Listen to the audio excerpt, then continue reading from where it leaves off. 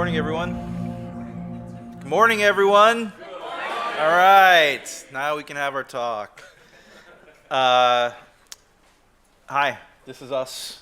I'm Adam, Dirk, Will, Chris, and we're happy to be here and talk to you guys about our experience creating immersive VR worlds. We've got a little introduction, and then each of us is going to do less than 5-minute kind of micro talk, and then we're just going to have an open discussion, and then we'll leave plenty of time at the end for questions. So let's jump right into it. So I like to infuse music into my talks somehow all the time, and if you hadn't picked it up, it's in the title of this talk. Use Your Illusion, the epic double album Guns N' Roses released from 1991. So I thought I'd just give you guys a little Guns N' Roses trivia real quick. Both of these albums were released on September 17th, 1991. They both debuted at number 2.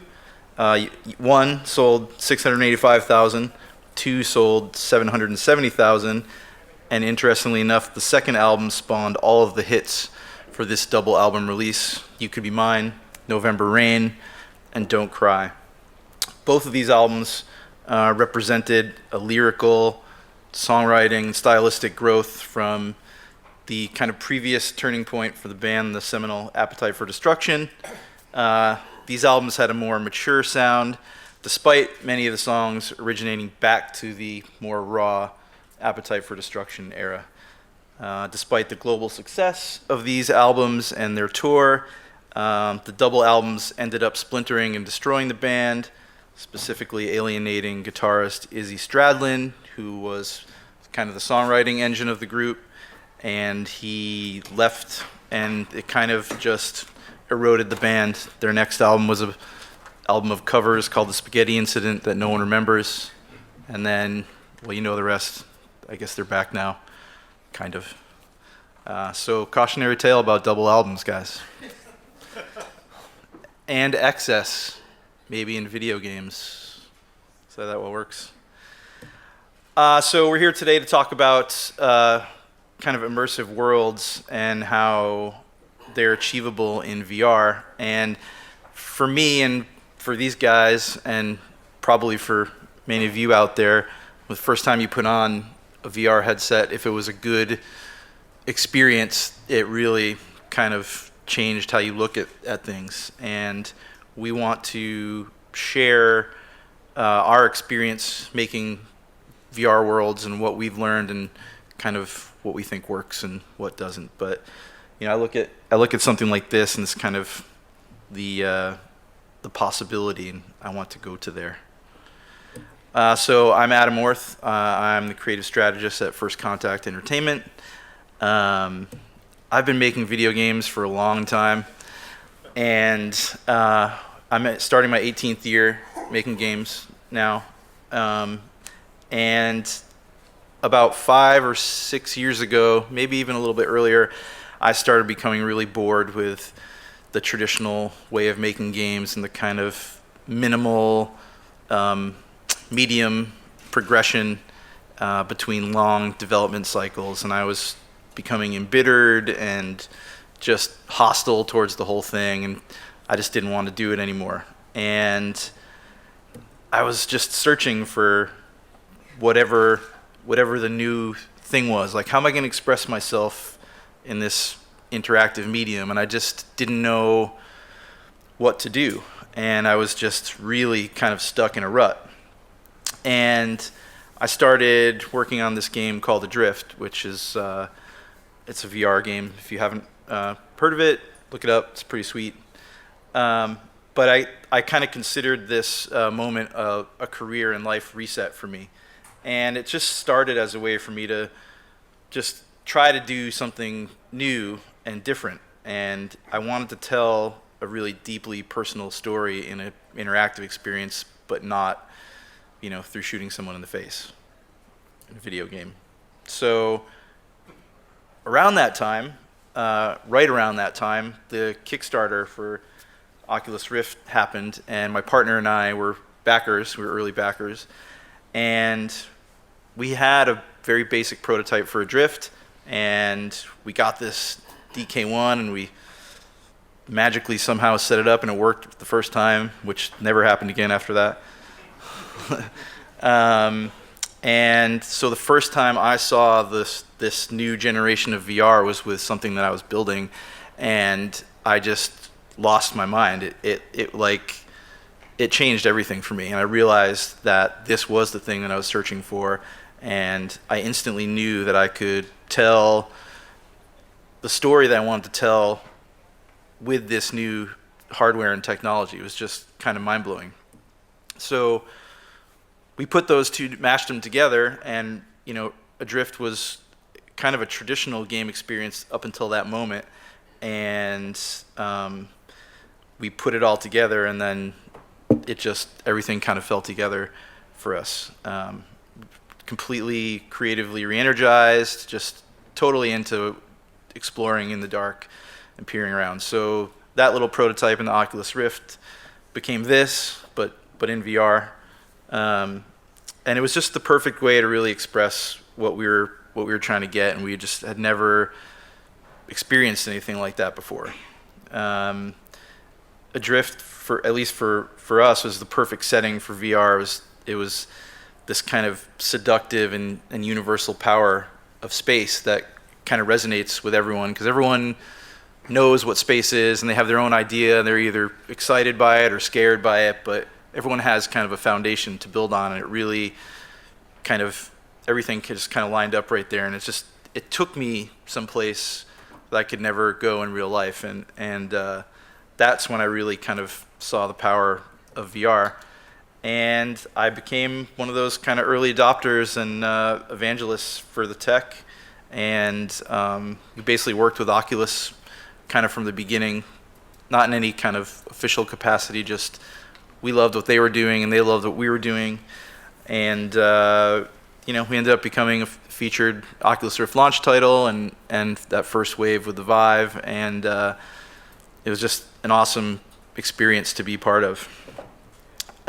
Currently I'm working at First Contact Entertainment. We're a AAA VR studio in Santa Monica. My role as creative strategist is to kind of guide the vision of all of our VR products, and the creative vision anyway, and ensure that that kind of strategy is moving forward safely in the future, and then creating new experiences as well. I'm focusing now on multiplayer VR. Drift was a very kind of solo, closed-off experience, and I want to take my passion of the virtual space and bring other people into it and do awesome things. So that's what we're doing. Now, Dirk. Switching, what are we doing?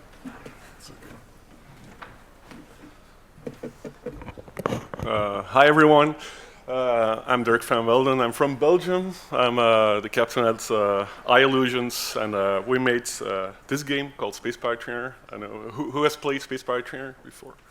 Yeah, it's cool. It's a lot of people.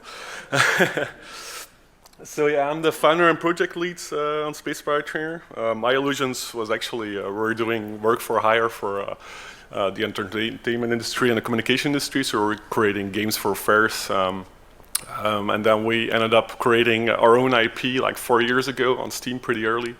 By that time we had some contacts at Valve, and we had a Vive pretty early. My current role at iLlusions is mostly gameplay programming. I'm an interaction freak, which is great for VR because there's a lot of interaction going on. It's about subtleties in movement and subtleties in the way you grab things, and so that make experiences better. I've been a very early VR supporter, so I was also a backer for Oculus, but my problem was I played, first thing I played on there was Half-Life in VR, and I'm super susceptible to motion sickness, and I just went to bed for a couple of hours and actually said to myself, I'm never going to create a VR game. So that's something I actually said. 2 years after or 3 years afterwards, I got noticed, like I got the Vive and tried it on, and I was blown away because I wasn't getting motion sick, mainly because of the positional tracking. So this is one of the screenshots of 1.0 Space Pirate Trainer. So we're creating actually environments around the current environment. There's some more stuff coming with 1.0, which is going to release in next month. So it started out as a room scale demo. So we actually made Space Pirate Trainer for Vive and for room scale.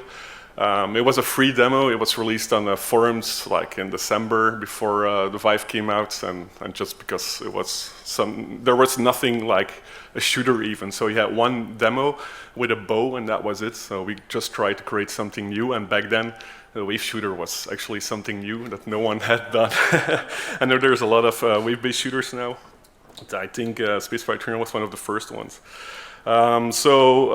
Was Space Pirate Trainer a success? Well, it sold more than 150,000 units, so we're only a team of 3 people, so actually for us it was also a commercial success, next to being just great to work on. One of the reasons why it became a success is probably because it's very pick up and play. Like you get most of the stuff immediately. You can just start. It's super easy. You just have the shield on your back that people will show you. Someone like Dan Kaminsky on Twitter said, "My favorite part of Space Pirate Trainer is that you get access to everything immediately." So you couldn't actually, if you create a game for just desktop PCs, you can't imagine a game where you get everything instantly. Normally you should unlock things and stuff like that.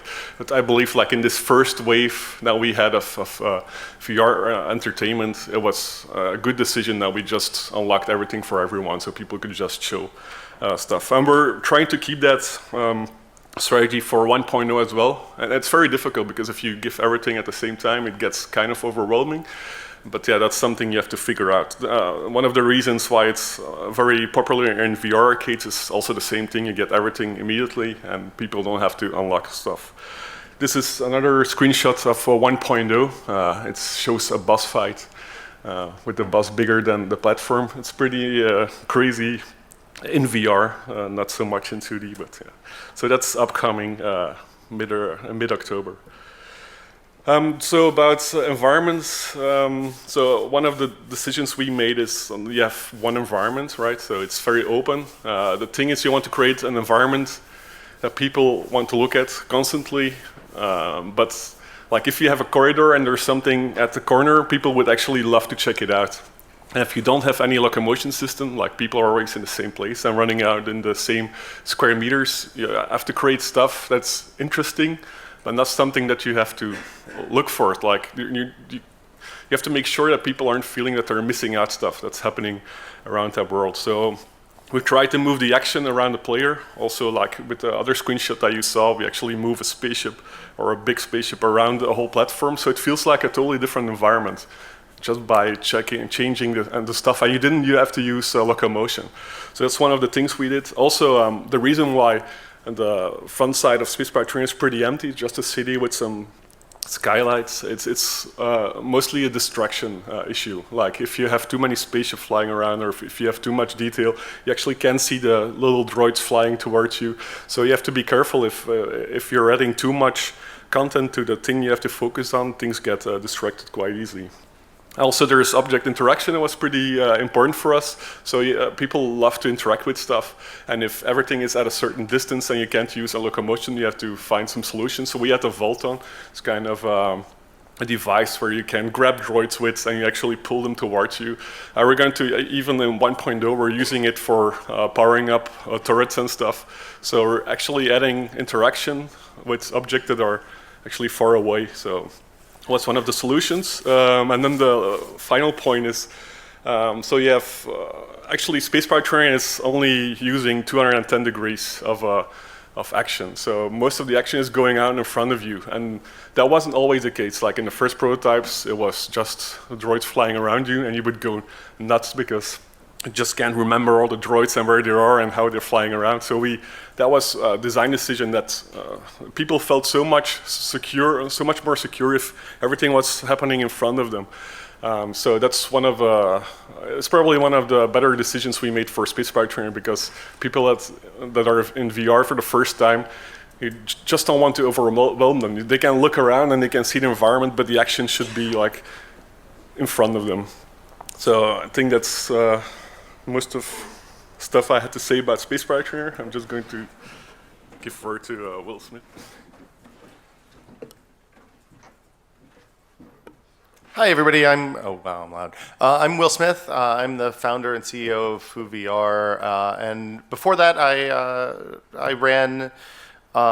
We make the Foo Show, among other things. So the Foo Show was an early prototype that we built to show how our animation technology works. What we do is actually animate believable human avatars using the 3 points of data that you get from a VR headset and hand controllers, like Vive and the 2 hand controllers or the Oculus Touch or any of the upcoming headsets. The Foo Show is something where we take people and put them inside video games with the people who make the games. So we can talk about making games from inside the games. It kind of spins off of what I did at Tested before we started Foo.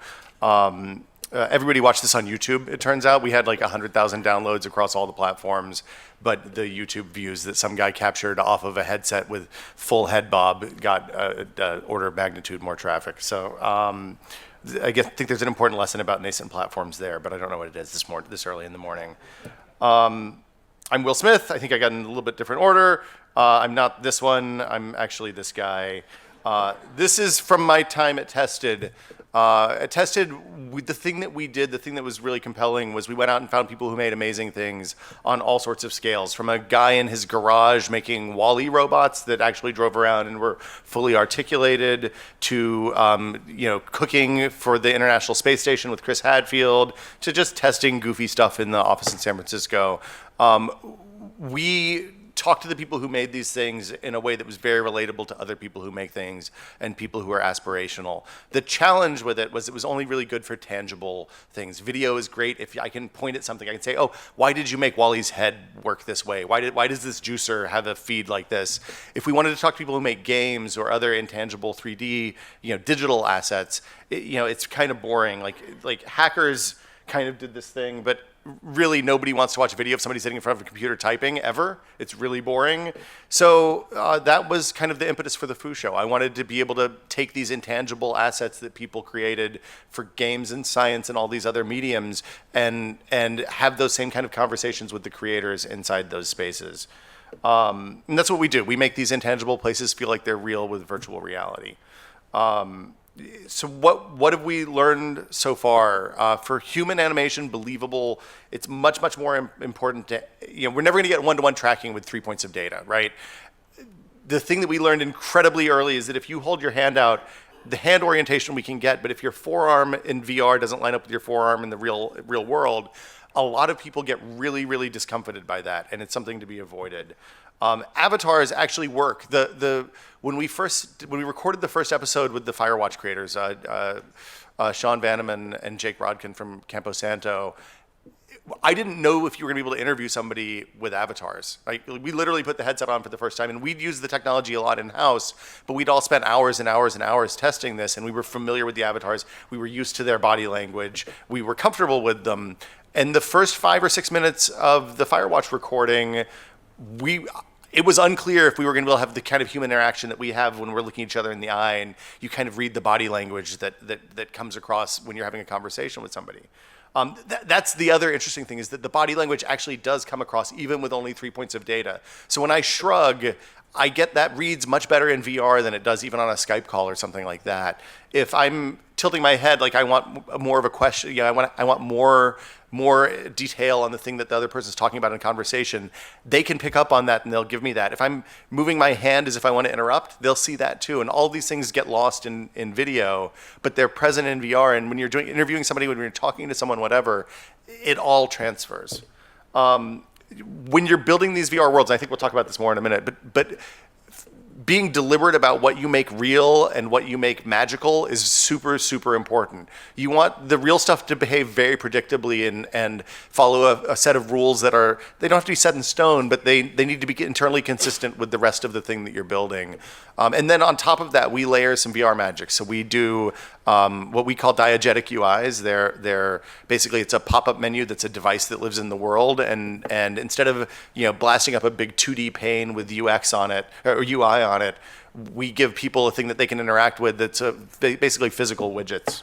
And it's important to kind of use that stuff sparingly.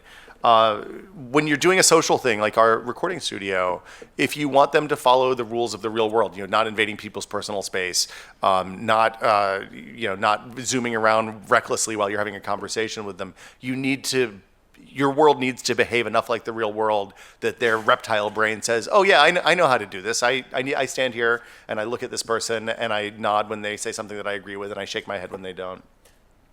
And then the other thing that we learned relatively early on is that the VR audience, at least in the first year or so, wasn't big enough to pay the bills, even for a small 3-person studio. So we started doing some other stuff. We used our animation tech to make a live weekly television show. It's digital, but it's essentially a 30-minute sports call-in show that features Carl from Aqua Teen Hunger Force.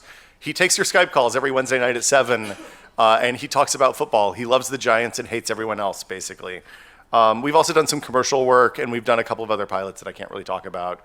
But it turns out building a virtual reality animation studio that works like a live television studio, it empowers the people who make traditional animation in really interesting new ways.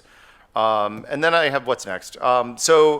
We're continuing to work on the animation. It turns out taking 3 points of data and turning that into a believably animated human is challenging and difficult.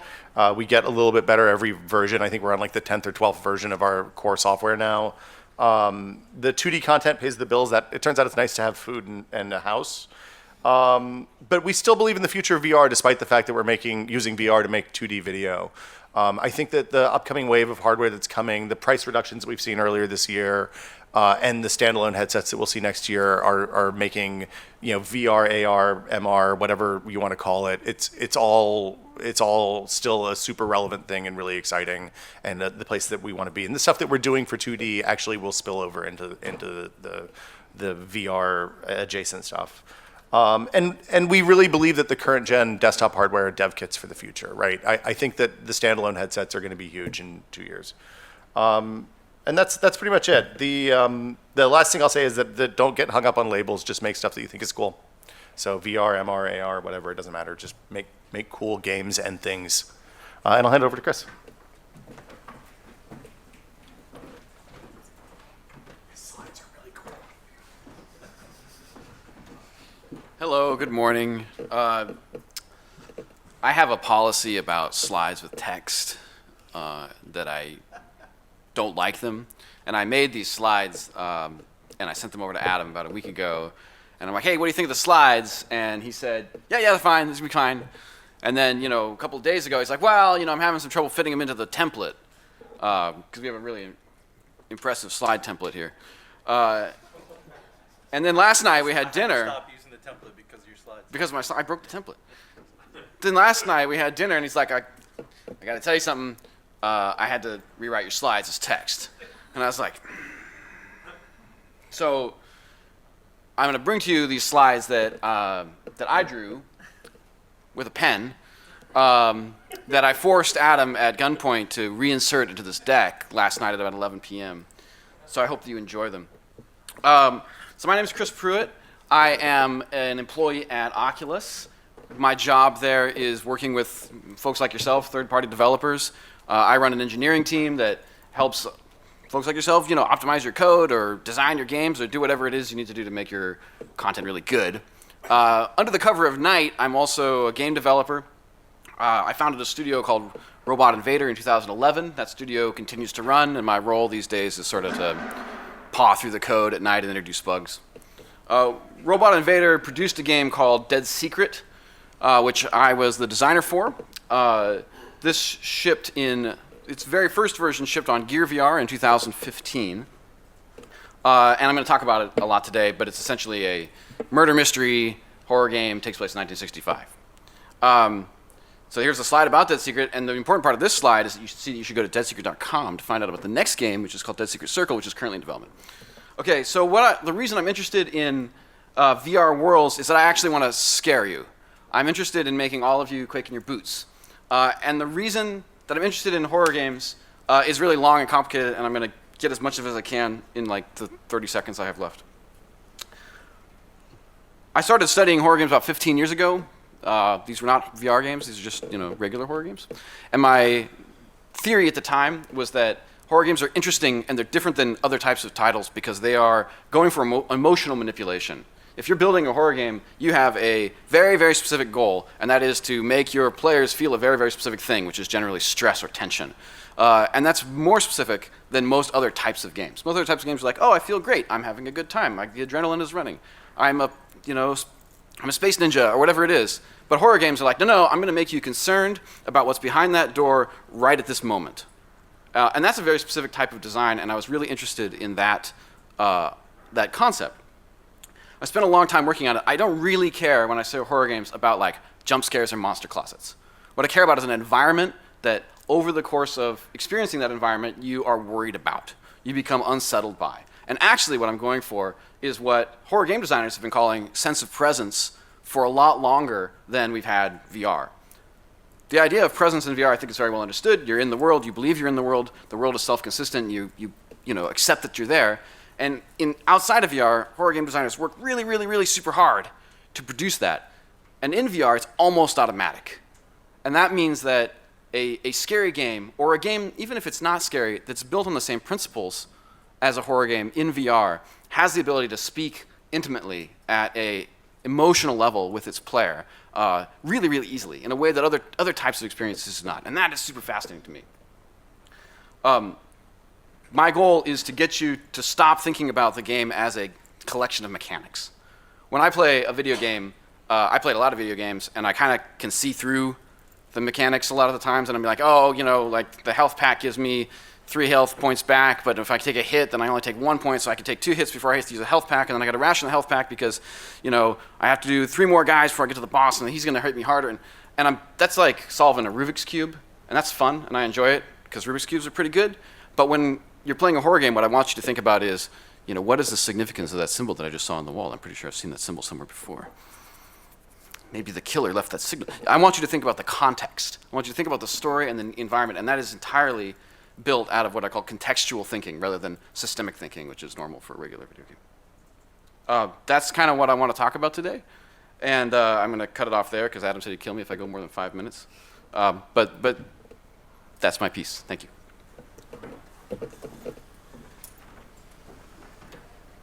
Okay. I need the mic on. All right. Is this on? Okay. Thanks, guys. So when I put this, the idea of this panel together, I was going through a period where I was just like working on a new thing, and the environment was not working in VR. It was something that was kind of set in the real world that you can actually go to and experience in real life, and I just found it wasn't clicking for me, and I started thinking a lot about environments, and I wanted to talk about it, and I wanted to talk about it specifically with these guys because they're my friends, but I also really respect what they've done in VR. So I wanted to have just, even though they're kind of rote at this point, but the idea of transportation, not locomotion, but being transported somewhere, presence, and immersion. Those things have been talked about to death, but the kind of interesting thing here is I want to talk about those things through the lens of these guys' experience. I made a very narrative-driven environmental VR experience, and I want to kind of hear how these guys and have you guys hear how these guys think about those 3 words from making an arcade game or a VR TV show or a horror game, and especially in Chris's point of view as an employee at arguably the best VR headset out there. Some may disagree, but I'm an Oculus fanboy. Because I think it's interesting. I think there's a lot of interesting stuff be said there, especially from Chris's point of view, from, what does Oculus look for in these things? So I just want to open up. I'll start out by saying, when I was working on Adrift, I researched a lot of what do people who go up into space, how does it make them feel? How does it feel to be able to look down on all of humanity? And they all had a really different experience, and they were all very changed when they came back. But the one commonality was that they had a sense of presence in the universe and in space that made them feel like it changed them forever. And I wanted to kind of use VR to capture that in a narrative game. So space was like an obvious choice for me. And like I mentioned just a couple minutes ago, I've done some things recently where I haven't been so successful with the environment because it's not magical enough, right? And Will brought that up a little bit. And well, you can either be really real or really magical, right? You don't have to be both.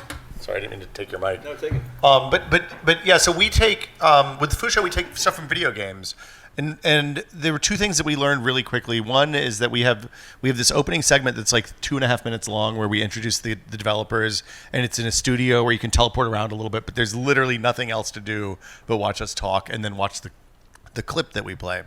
On the other side of that, we go into the actual environment from the game. We made all of the props that were in this Firewatch Watchtower interactive, so you can pick them up, you can look at them. We talk about them, we pick them up. You can grab the things that we're talking about, and the feedback we analytics the hell out of it, which I recommend everybody do on their, especially when you're experimenting with stuff, so you can see what people are touching, what they're spending time with. The feedback we got after we did playtesting was the opening part was about 10 minutes too long. It was 2.5 minutes.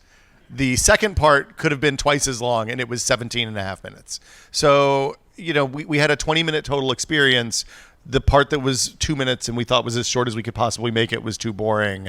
And you one of the things that you did with Adrift, you did two things that I loved in Adrift. One was the first time you went outside the space station, I felt like an astronaut for the first time in my life. Since then, you're floating in space, you're looking at the whole world, you can see the entirety of the world below you, and I understood a little bit more about the things that I'd read in all the memoirs of the astronauts I've read over the years. It's something that connected with me very personally. Google Earth does a similar thing. Like when you're in space looking at Google Earth, you get that same kind of feeling. But you also gave the people lots of stuff to interact with in the world, which I think is really important. The thing that I'm curious about is with your game, Dirk, like your interaction is that you can shoot stuff or grab it, and your game is much more, like I've spent way more time in your game than I have in mine. So, I'm curious, is shooting just a core, we just have to shoot as people? Is that a question? Do we have to shoot as people? Do you mean like, is this mic on? Can you hear me? Yeah. So no, actually you don't have to shoot. But yeah, if I is it a core imperative of the human experience that we have to shoot other things? I No? guess no, one of the funny things is with 1.0, I'm going to spoil it. You can actually finish Space Pirateria 1.0, and you do it by just not shooting the first droid, because the first droid doesn't shoot you. So if you just hold it and caress it for a couple of minutes, you finish the game. So it just flies away. So if you ever want to unlock it, don't tell your friends; they'll go mad that you finished the game. So you don't have to shoot as a human. It's because I really wanted to do that. You start the aggression, so that's when they start shooting at you. That's why the first droid is not shooting at you. So people were wondering why that was. It's also easy. The first droid's just not shooting. But the interaction part with the Volton, we saw that in virtual environments, people tend to try everything or try to interact with everything. You saw it like in Job Simulator, in a lot of games. They try to do random stuff, and the best way to figure out what people will be doing is just to playtest your environment. I think the guys from Alchemy Labs, they just put people in there and they start throwing stuff or shaking the bottle, and they said, maybe it should like actually spray or something if you shake it too much. So you can actually, you have to predict what people will do, but you can't predict everything. And we had the same thing, for example, with the Volton. Like you could actually interact with objects that were far away from you, and people were trying to use it on everything around you. Like they were trying to use it for the ship to move it around, or you could actually use it on the grenade, for example. You could pull them back. One of the new things was creating more interaction around you in your world, and by creating more interactivity, it also makes it more believable, I guess. And you spend a lot of time on details that people will probably not see, but it just makes all of it more believable. That's a good segue for Chris, because I spent a lot of time in that house. Yeah, I think there's a lot of, I mean, one of the nice things about VR, as you alluded to, Adam, is that it's new and there's no real rules and nobody really knows what the rules should be. Particularly, if we're talking about core video games, if you're making a first-person shooter in this day and age and it's a core video game, like you don't have a lot of choices when it comes to like how the character's going to move or what the action button is going to be. Like those things are baked as precedent. You can't mess with them or players won't understand how to play your game. But in VR, like all bets are off. Nobody knows how to like shoot a robot. Maybe you should grab it with a gravity thing first. Like the grammar is unwritten, and in particular, you have an opportunity with each new world to write your own grammar.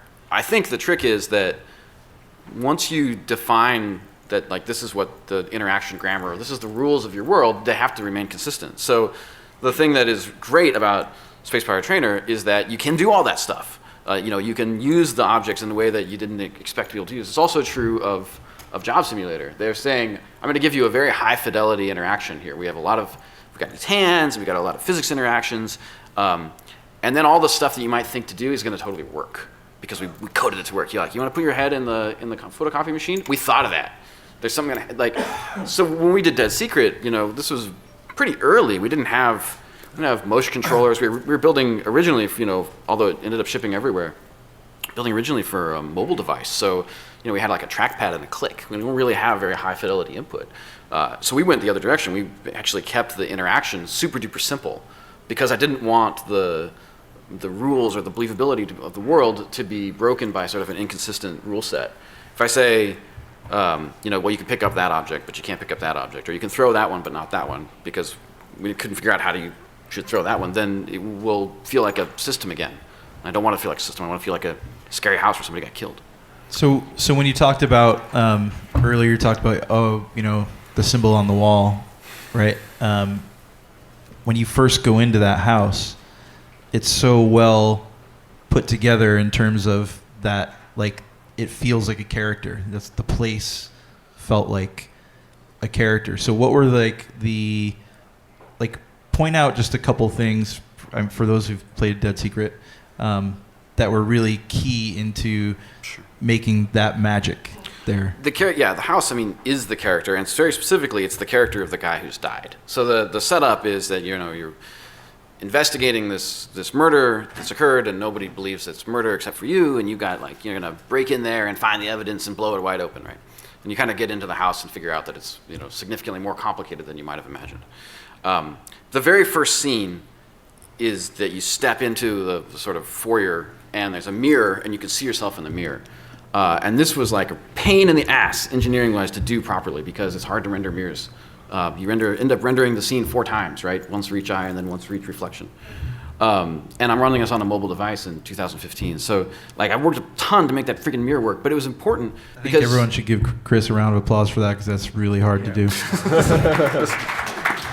I spent an inordinate amount of engineering time on that stupid mirror, but the reason was you had to be able to see who your character was. And once you step into this space, you're going to be immersed in this other dude's life. That's what his house is. It's a record of his life, and he had a weirdo, messed up life. And I have very, very few opportunities to tell you about your character. And your character in my game is not you, and it's not an everyman. It's a very specific person. And she has very specific traits, and some of them I'm never going to tell you about. Like she's got a broken arm, and I'm not going to tell you why. But you need to see that she has a broken arm, so you know something about her. And so it was really important for me to design the house such that I could do that very early on. Once you get past that foyer point, you are into sort of the house itself. And what we did was we went for a physically small space. I mean, the whole game takes place in one house that is high density in terms of detail. So there's a zillion documents to read. There's, you can look under the covers, or you can pull up the futon or the couch pillows and look underneath them. We tried to make sure that there was a reason to investigate every little area, because if you do that, again, I think you're going to be thinking about this, thinking in context rather than thinking about a system. But also, you're going to be focused, and you're going to be a really close reader. And if my goal is to scare you, then once you're focused, I have a lot of opportunities to do that. So Dirk, one of the things I love about Space Pirate Trainer is the first time I played it, I grew up in the 80s, so arcade games and all that, and it really felt like a natural evolution to that. And I just remember like feeling like it was a real place, like not just like an arcade experience, like looking out in the vistas and like the Blade Runner-esque kind of ads and stuff up top. Like how did you decide to go to that place? Because I think that for me that sells the virtual environment, and it makes Space Pirate Trainer better and more unique than everyone else who copied it. That's actually the look. That's actually the look we were going for, because I just remembered when I was first playing VR games. I just remembered the times that I was at an arcade and playing those games, and I just wanted to have that same kind of feeling. I think the coloring in the Space Pirate Trainer, like the broken red and stuff, it's one of the reasons why it feels a bit 80ish. The first time I actually imported the whole model of the building into Space Pirate Trainer, we thought it looked great on my computer and in the level designer, but when we saw it in real life in VR, we actually noticed that there's a lack of detail. Like sometimes if you create something for the first time in VR and you look at things in a different way. For example, the ground floor under you, it could look nice in your level editor, but you're so close to the ground that it needs extra detail. So we spend most of the time on detailing everything that's very close to you. So the first thing people do when they're in VR and they're holding an object, like for example in Space Pirate Trainer a gun, they actually look at it very closely. So we spend a lot of time just modeling the gun, because it just gives you a seal of quality if something in your hand that you're looking up close is high quality. So the closer things get to your face, the more time you should spend on making something that's high fidelity in terms of quality. Same with, for example, the floor. Make sure there's detailed texturing and stuff in there. It's just tiny details that makes it feel more realistic. I don't know how many of you guys have played Lone Echo, for example. It's very AAA. It's probably one of, next to Adam's one and Robo Recall, it's one of the big AAA titles. And you can see, if you just take a look at the way they did the locomotion, the hands, like it actually grabs around stuff, and the detail they put into the hands, it just gives you an immersion immediately. Think having stuff with high quality very close to you and stuff with less quality a bit further away, it just makes the whole experience better. You just have to, the most things you do in VR the first time you put an environment in VR, you always feel it needs more detail, in my opinion. So. And of course, Will, with the Foo Show, like he's got the best of all worlds, no pun intended, because he gets to go into all these other worlds and have an experience in them that they weren't created for. Can I ask you a question about that, actually? Yeah. I had a question. So I really liked going to the Firewatch Tower and playing with it, and I think that the setup was that you're talking to the developers of the game, and they're talking about how they modeled the assets, and you're looking at them, but also kind of turned the world into a set, right? How did you feel about that? Like, because once you can pick the things up and they have, oh look, it has no back or it has no weight. There's no attempt to make it realistic. You're just showing the assets. We're showing props. We're showing Right. what it's like to go on Warner's backlot, basically. Yeah. How does that? Was that intentional? How do you feel about that? I'd like to say it was intentional, but we recorded that episode, I think, on March 3rd, and we released it. Let's see, it came out on the Vive on launch day, and it came out on Oculus the Friday after launch. So like that was maybe 3 weeks of development basically from the time we recorded. Like we recorded as a test to see if we could do the recordings, right? And then we shared it around to some friends. I sent it to some folks all over, and people looked at it and were like, you should release this. This is really good. And we're like, well, it's like 10 days until the headsets are out. I don't know if we can. And they're like, you should really release it. So we hunkered down, and a lot of the decisions we made in that were not intentional, right? So things like, do we give we knew that we wanted everybody to be able to look at the same object at the same time without having to huddle around each other, because then we knew it would feel cramped. So we let them spawn clones, but if we let them spawn clones, then conceivably somebody could just make 1 million clones of the same object and fill the tower with garbage and chunk their performance and make them and feel nauseous. So like most of our decisions to that point were around making it a pleasant experience for the viewer, and letting you access the things that maybe you couldn't reach if you were on an Oculus with a gamepad at the time and didn't have room scale. So we had like a force pull thing where you could grab stuff from across the room, which worked surprisingly well. Our teleport system was very rudimentary.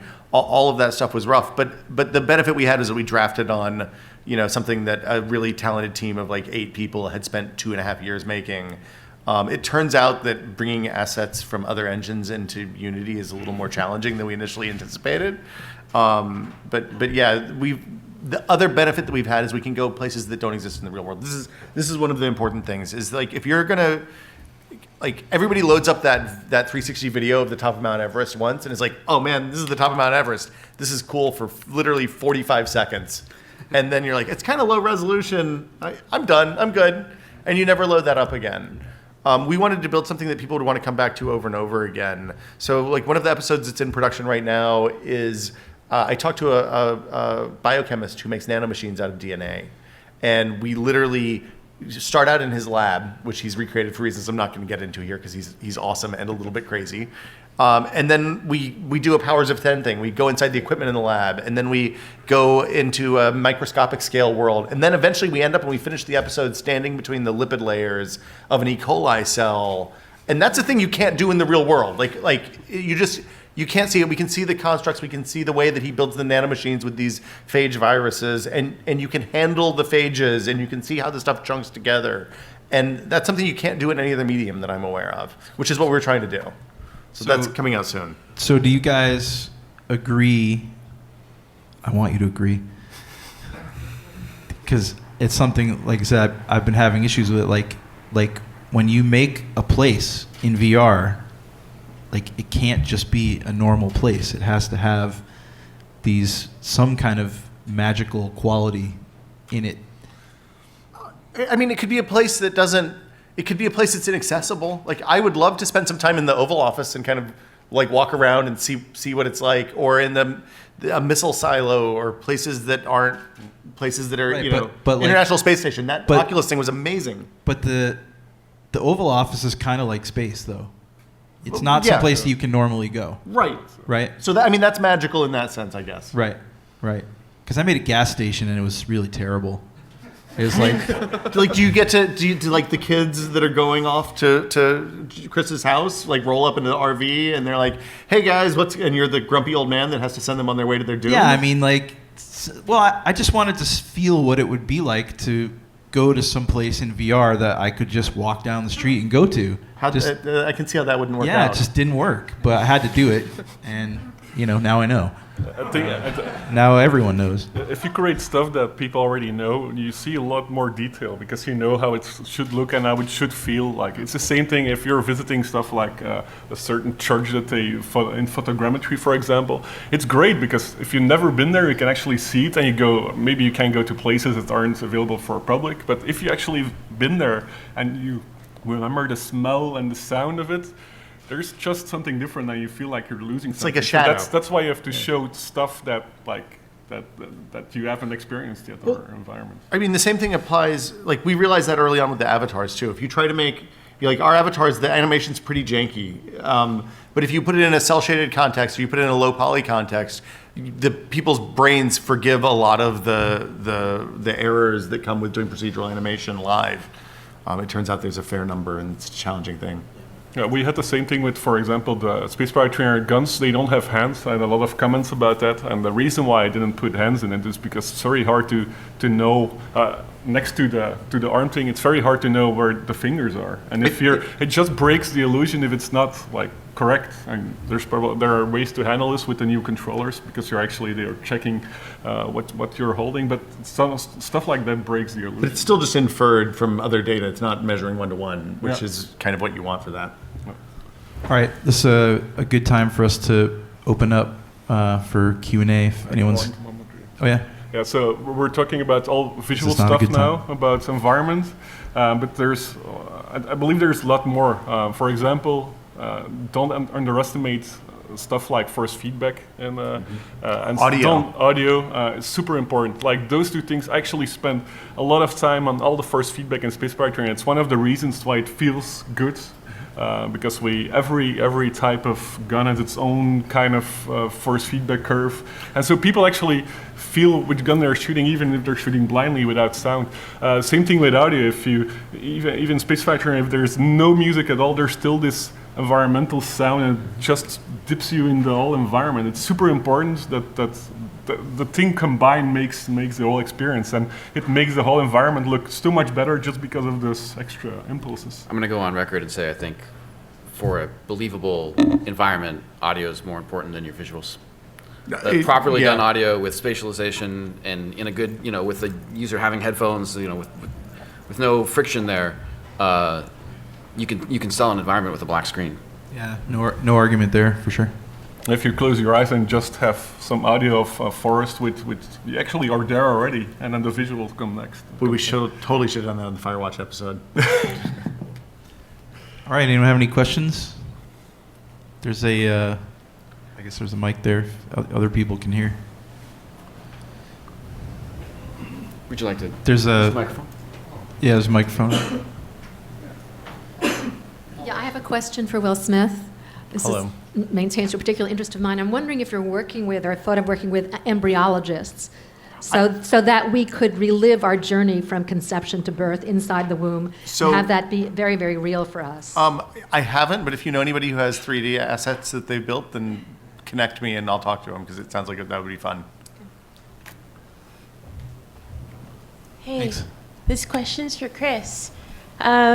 We heard from the others about their thoughts on, representations of the mundane world, and with all your kind of ideas about language and the language of VR and stuff like that. I was wondering, you were the only one that didn't answer that, and I was wondering what your take on the role of the representations of the mundane would be. I think that Adam's assessment is correct, which is that there needs to be a reason for the environment to be interesting.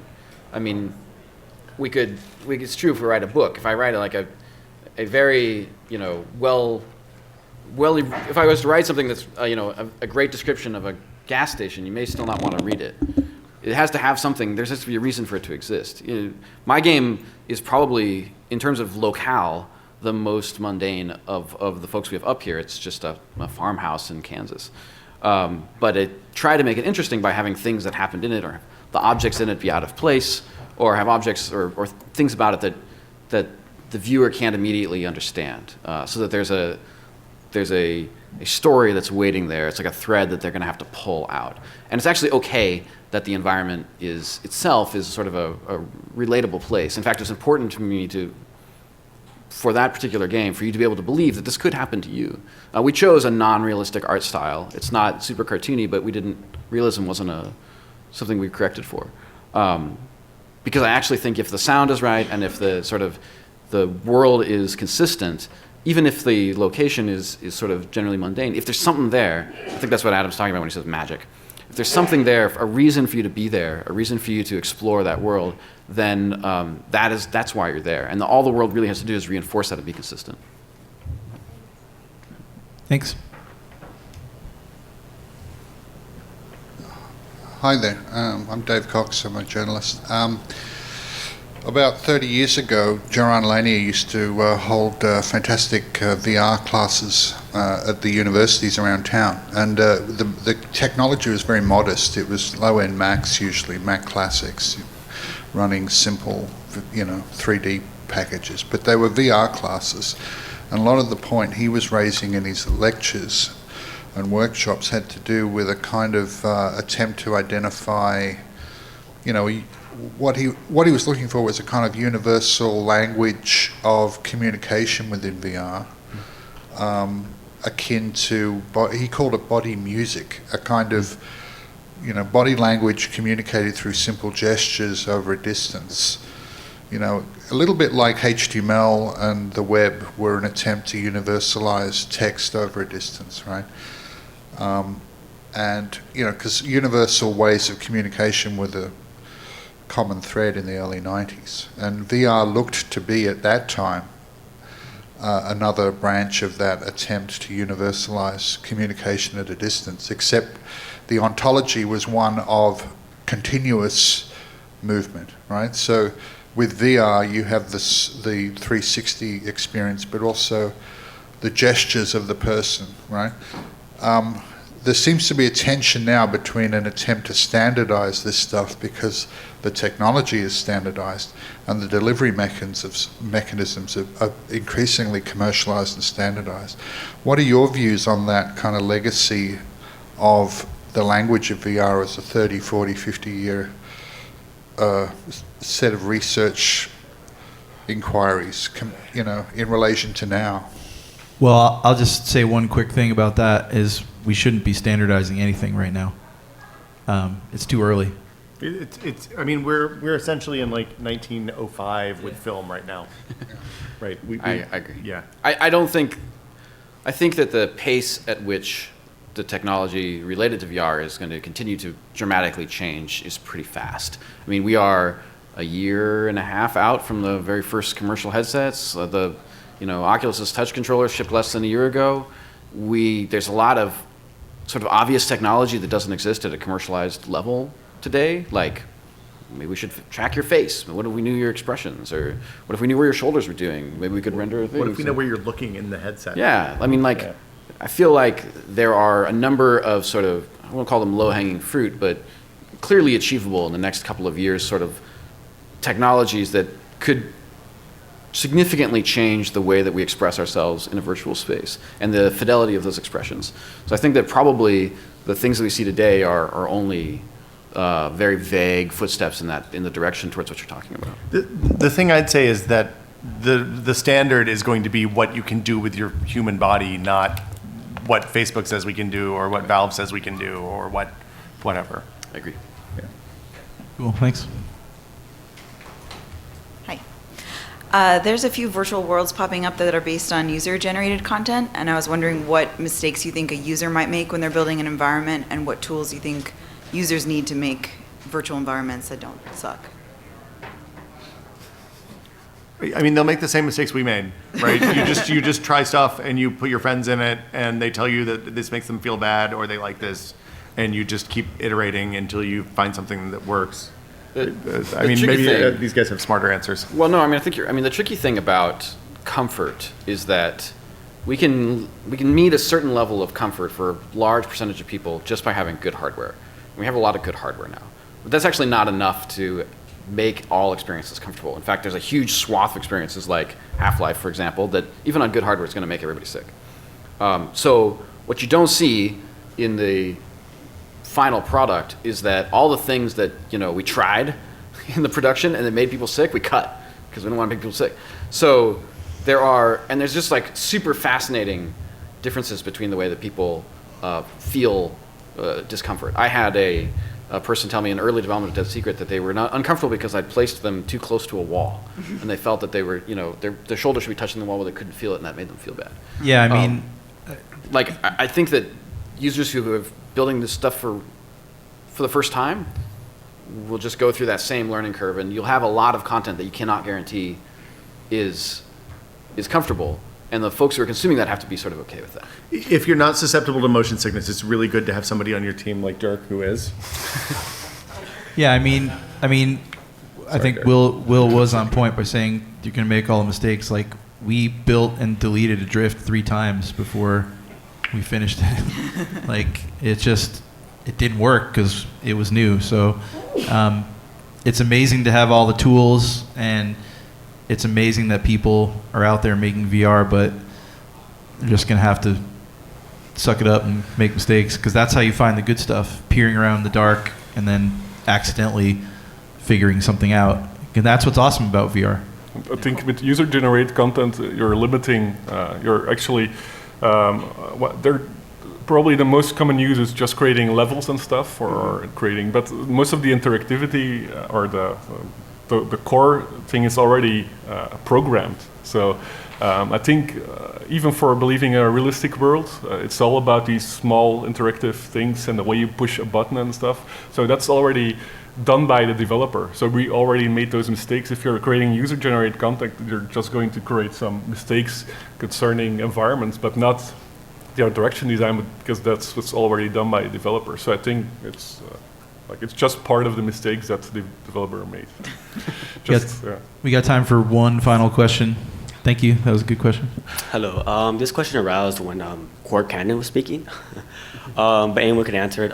You were talking about how you have to change the view of action and going on in front of you and behind you.